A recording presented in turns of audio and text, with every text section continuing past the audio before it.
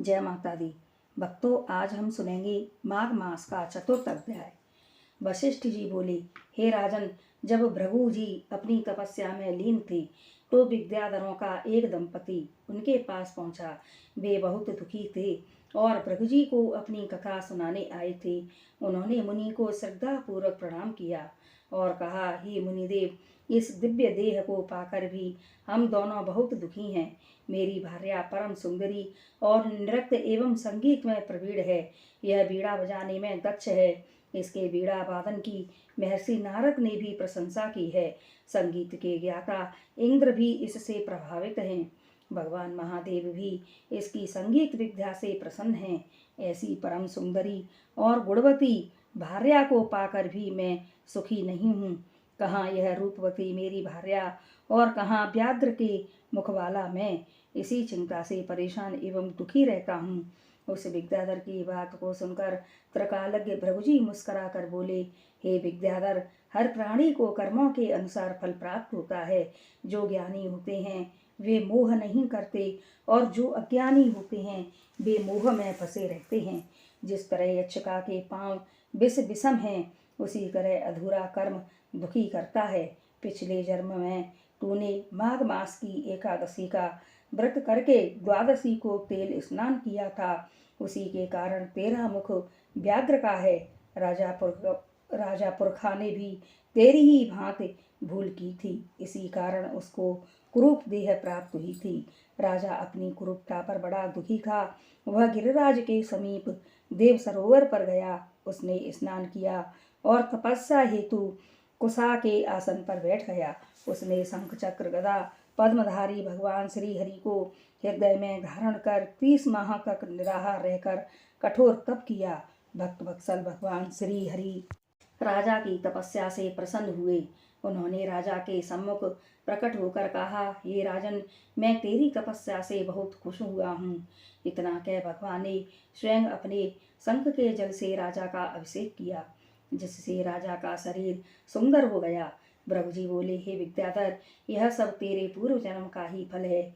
यह तुम वास्तव में इस रूप को त्यागना चाहते हो तो माघ मास में मणिकूट नदी के जल में जाकर स्नान करो, तब तुम अपने पहले पाप से मुक्त हो सकते हो। इस नदी के तट पर देव मुनि सिद्ध निवास करते हैं। तेरे भाग्य से 5 दिन बाद ही माघ मास प्रारंभ होगा। तू स्नान की विधि ध्यान से श्रवण कर पौष सुदी एकादशी से ही प्राणी को त्रिकाल स्नान निहार रहते हुए पृथ्वी पर शयन करना चाहिए। भोग विलास त्याग कर जितेंद्रिय हो माघ शुक्ल एकादशी तक तीनों समय भगवान विष्णु का पूजन करना चाहिए। तू भी ऐसा ही कर तो तेरा मनोरथ पूर्ण होगा। द्वादशी के दिन मैं स्वयं आकर तेरा अभिषेक करूंगा। निश्चय ही तू कामदेव के समान सुंदर हो जाएगा। इतना कह भृगुजी ने फिर कहा, हे विद्याधर, माघ स्नान प्राणी के समस्त पापों को नष्ट करने वाला है। इसका फल तप और यज्ञ से भी श्रेष्ठ है। पुष्कर, कुरुक्षेत्र, ब्रह्मावर्त, मायापुरी, हरिद्वार, काशी, प्रयाग, सागर संगम के 10 वर्ष तक निरंतर स्नान से जो फल प्राप्त होता है, उस प्राणी को माघ मास में केवल 3 दिन के स्नान से ही प्राप्त हो जाता है। जो स्वर्ग की कामना करते हैं वे मकर के सूर्य में स्नान करें। इससे आयु, आरोग्यता, रूप, सुख, सौभाग्य की प्राप्ति होती है। जो नरक और दरिद्रता से भय करते हों वे सदैव माघ स्नान करते रहें। वशिष्ठ जी ने कहा, हे राजन, भगवान भृगु की इस परम पुनीत बातों को सुनकर तुम्हें माघ स्नान की महत्ता का ज्ञान हो गया है। ये स्नान अनेक फलों को देने वाला है। सकाम अथवा निष्काम भाव से प्राणी को चाहिए कि वह माघ मास में स्नान करे। उसे इस लोक में समस्त सुखों की प्राप्ति होगी और वह परलोक में भी समस्त सुख पाता है।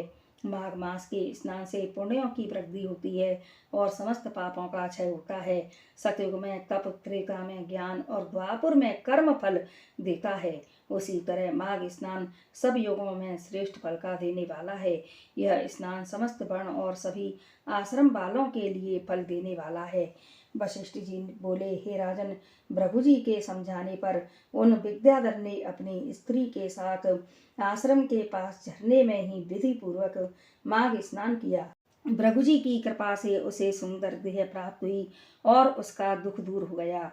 वह कामदेव के समान सुंदर मुख वाला होकर अपनी पत्नी के साथ विहार करने लगा।